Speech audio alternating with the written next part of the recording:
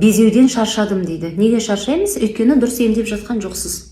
Сіз безеуге жағасыз, жейсіз, ішесіз, ал безеудің болуының ең бірінші себебі ол өтте застой бар. Неге өтте застой бар? Өйткені бауырда шлак токсин көп. Бауырда шлак токсин көп болатын болса, өттің сұйықтығы бауырдан застой болып бөлінеді. Сондықтан да өтті бөлек емдеймін, бауырды бөлек емдеймін деген келмейді.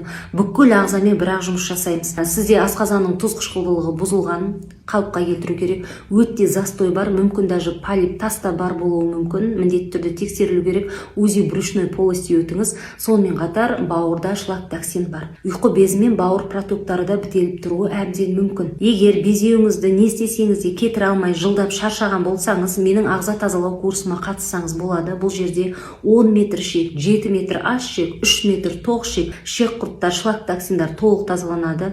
Өт, бауыр тазаланады және ұйқы безі мен бауыр протоктарын толық тазалаймыз. Және сізде ферритин төмен, анемияны да емдейміз. Толық ақпаратты төменге жазып кеттім. Осы аптаның соңында ағза тазалау курсы басталады. Сондықтан төлем жасап, алу керек заттар тізімін менен алып, тездетіп жұмысты бастап кетейік.